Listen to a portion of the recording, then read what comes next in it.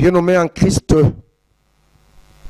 bonjour et bonsoir, cela dépendra autant que vous êtes, que le bon Dieu vous bénisse. Je bénis le Créateur des cieux et la terre pour cette opportunité qu'il nous a accordée comme étant ses serviteurs, ses enfants, de partager avec vous un thème qu'on a intitulé « Le Dieu capable ». Alors, aujourd'hui, nous sommes au deuxième jour de notre programme.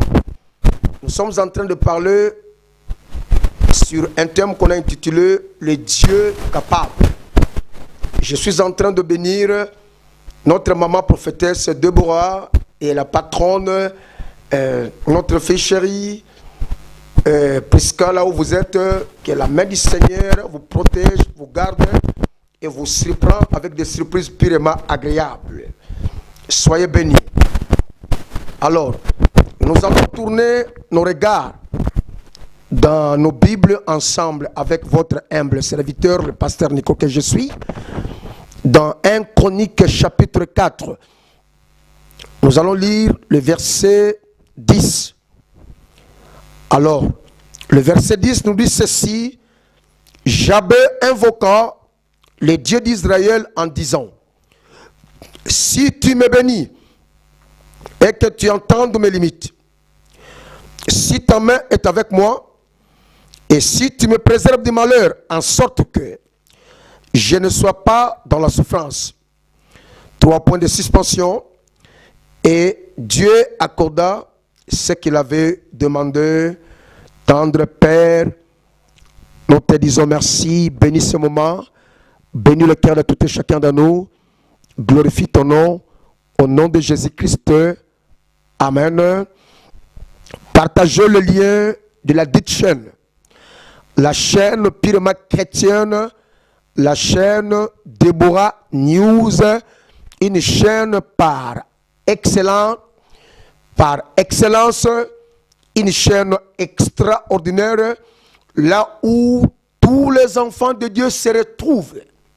Et dans cette chaîne, il y a des enseignements, il y a des prédications, il y a des exhortations, il y a des déclarations prophétiques, il y a des prières fortes qui touchent et qui changent la destinée d'une personne.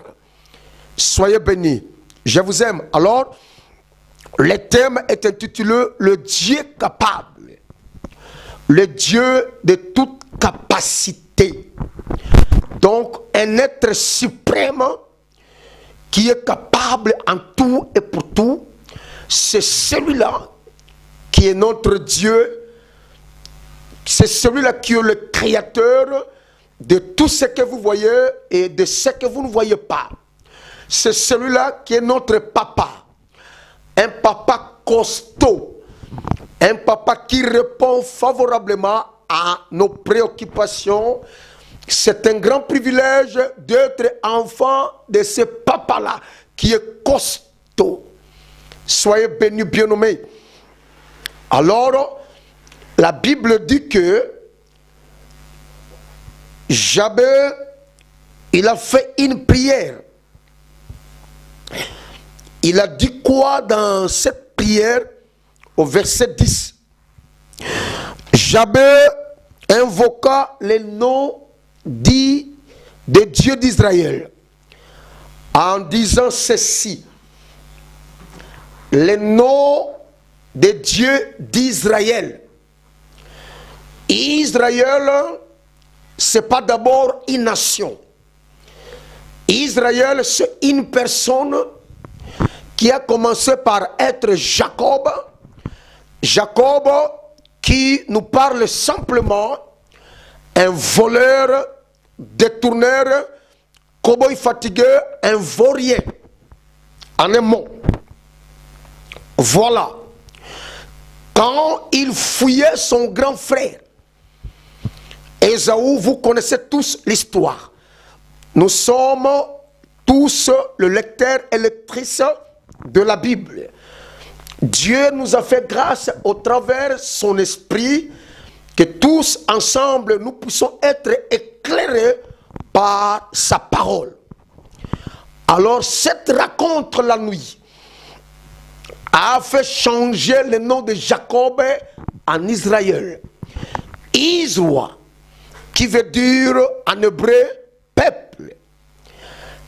El, qui veut dire en hébreu Dieu. Voilà en un mot Israël qui nous parle le peuple de Dieu. Israël qui veut dire à un mot peuple de Dieu. Alors, c'est au changement de ce nom, cette nuit-là, cet homme avait une destinée meilleure. Mais le problème, les circonstances de la vie, son entourage, les choses qu'il voyait, les choses que Jacob racontait dans sa vie, et c'est ça qui a fait que sa destinée puisse être sombrir. Mais en réalité, ça c'était la réalité. Mais la vérité, il a été destiné à vivre une vie extra, une vie au-dessus de ses ennemis, une vie au-dessus de ses frères. Alléluia, bien-aimé. Je ne sais pas moi ce qui se passe. Il priant le Dieu d'Israël. Donc, qui veut dire simplement le Dieu qui change, le Dieu qui délivre, le Dieu qui restaure, le Dieu qui trace le chemin dans le désert, le Dieu qui ramasse une personne à un niveau trop bas et il l'amène à un niveau très élevé. Un Dieu qui prend quelqu'un dans la faiblesse, il fait de la personne un héros. Un Dieu qui s'est élevé au-dessus de tout le monde, c'est le même Dieu qui est capable de te rabaisser. Mais là où nous sommes entrés dans le contexte où nous sommes, nous voyons comment est-ce que Dieu a changé. Pour Jacob, son problème était quoi? Était les noms. Mais pour le monsieur que je vous prêche cet après-midi, Jabé, lui, son problème, ce n'était pas le nom. Lui, le problème, c'était l'influence qui dirigeait sa vie. C'est ça qu'il demandait à Dieu de faire quoi? De briser ça. Mais pour briser cette influence qui dirigeait sa vie, donc cet homme, il devrait avoir quoi? La révélation qui produira quoi? La révolution. Lorsque tu n'as pas la révélation convaincante, une révélation qui parle de toi, sache-le bien que, bien-aimé, tu n'auras pas la révolution ne viendra pas en toi.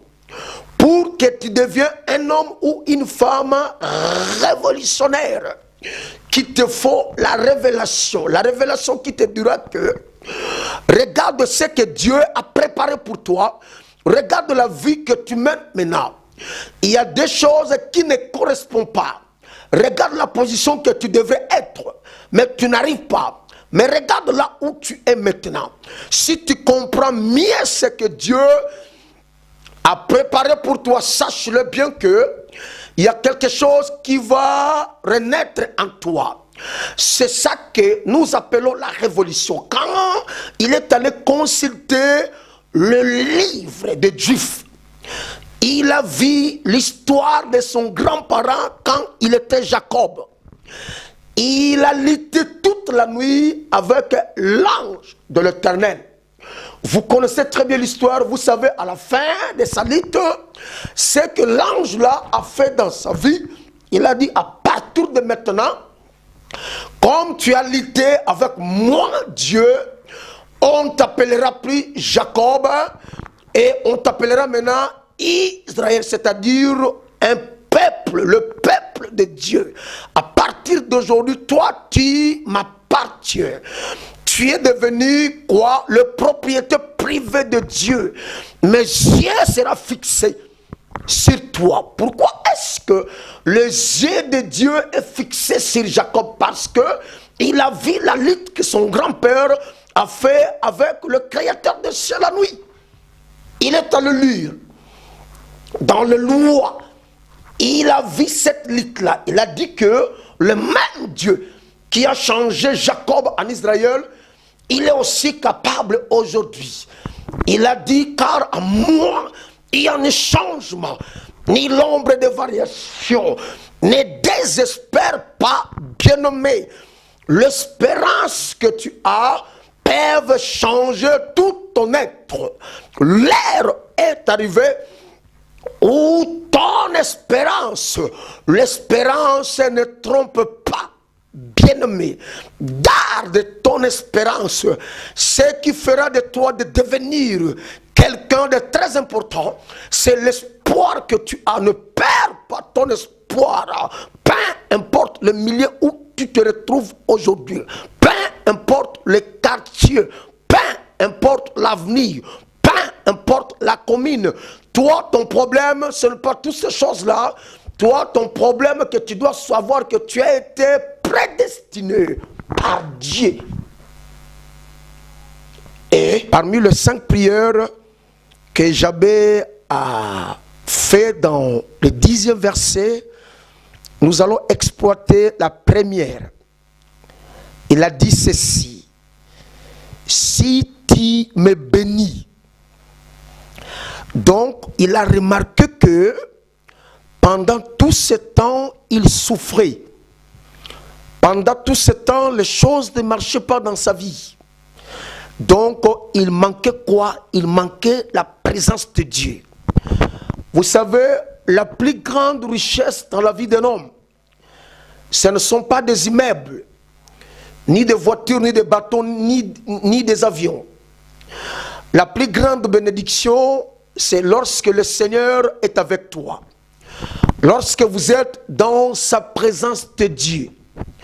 Le plus grand trésor dans la vie d'un homme, lorsque la main du Seigneur est avec toi. La main, c'est la main qui produit toutes les choses dont ton cœur a besoin.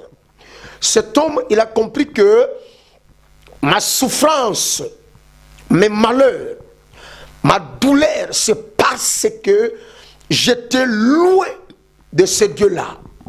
C'est dans la présence de Dieu. Lorsque vous êtes dans la présence du Seigneur, être dans la présence de Dieu, c'est un grand privilège. C'est vraiment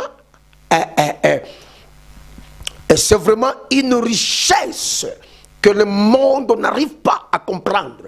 Bien-aimé en Christ, si tu n'as jamais resté dans la présence du Seigneur, après avoir écouté le Dieu capable, donc je m'en vais vous montrer ce que le Dieu capable est capable de faire. Donc si tu me bénis, il manquait quoi? Il manquait la présence qui produit la bénédiction. Comment il a eu cette révélation? Donc la révélation de son grand-parent, il a fait sa rencontre la nuit avec le Créateur des cieux et la terre. Il était resté constamment en luttant contre l'ange de l'Éternel.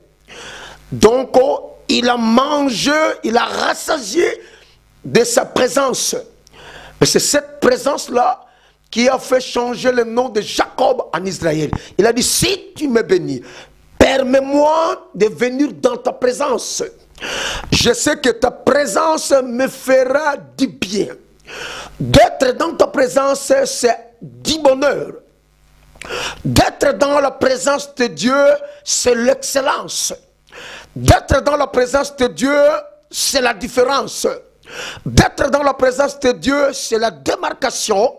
D'être dans la présence de Dieu, tu seras un homme ou une femme de distinction. Tu dois te distinguer dans tous les coins et dans tous les domaines. Donc, la seule chose qui manquait à cet homme, c'était la présence de Dieu. Si tu me bénis, moi, je n'aurai pas la présence, je n'ai pas vraiment la présence du bien matériel. Je veux rassasier d'abord dans sa présence, car sa présence qui me bénira.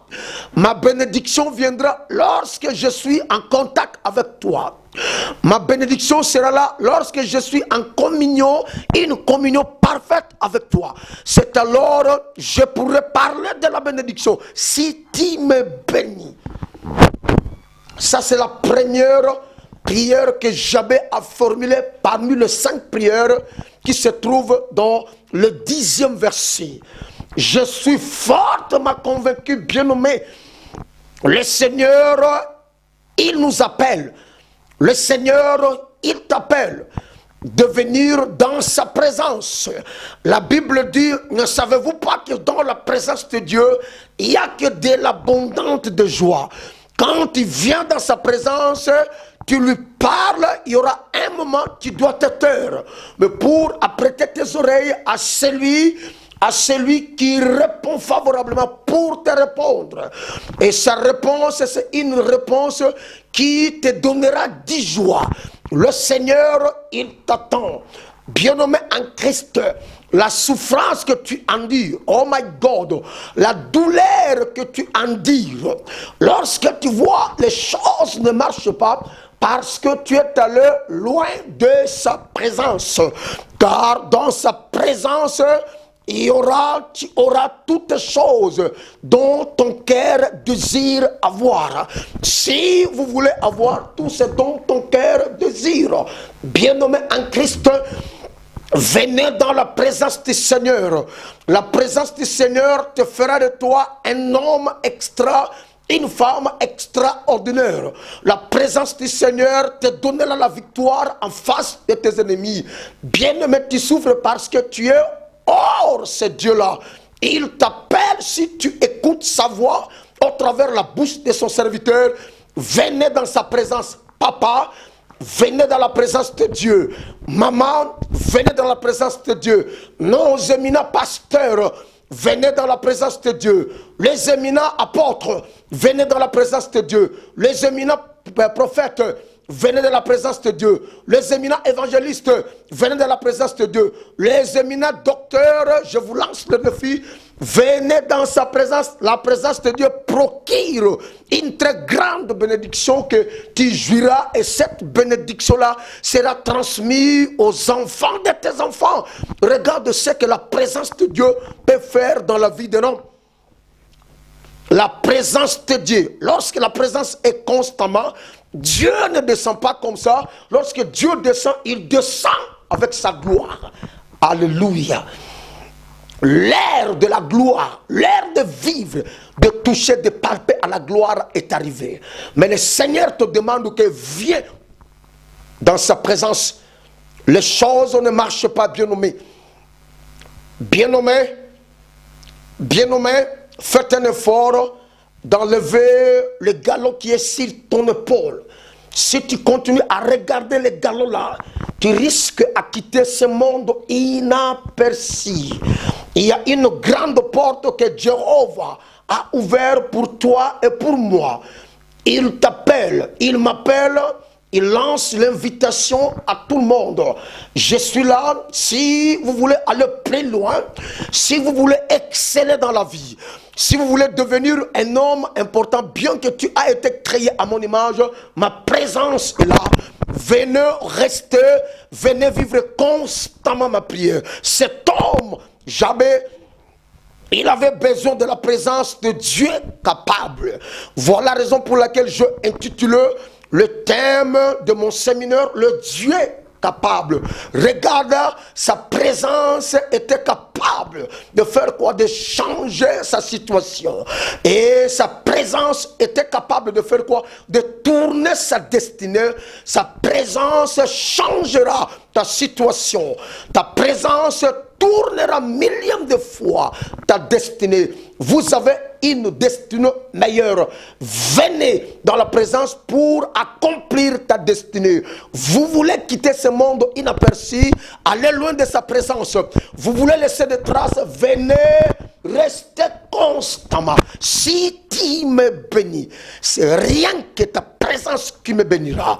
Lorsque tu es avec moi, j'ai l'assurance de ma vie. Lorsque tu es avec moi, je marcherai la tête haute. Lorsque tu es avec moi, je ne craindrai ni la terreur de la nuit. Tu sais pourquoi? Parce que ta présence est constamment dans ma vie. Le Seigneur te demande quoi? Venez dans sa présence. Bien-aimé à Christ, je vous bénis. Suivez attentivement ce message que j'ai intitulé le thème « Le Dieu capable ». Et nous allons expérimenter les 4 prières restant dans la prochaine séance. Je suis fortement convaincu que le mercredi, nous serons là pour comprendre ce que la présence a fait. La présence de Dieu est capable de briser toutes les limites que tu dois avoir.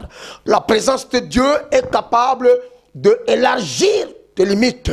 Si tu es limité parce que tu manques quelque chose, tu manques quoi? La présence. Ce n'est pas la présence de l'ennemi de ton père. Ce n'est ni la présence des démons, ce n'est ni la présence des sorciers, mais la présence du Créateur. Le Seigneur t'appelle pour que tu vives. Pour que tu vives des conditions meilleures, pour que tu expérimentes combien ce Dieu-là est capable. Il t'appelle, c'est un défi que je vous lance. Venez dans sa présence. Si tu m'es béni, il a remarqué qu'il y avait l'absence de sa présence dans sa vie. Voilà la raison pour laquelle, bien qu'il était intelligent, mais il était en train de souffrir. L'heure est arrivée.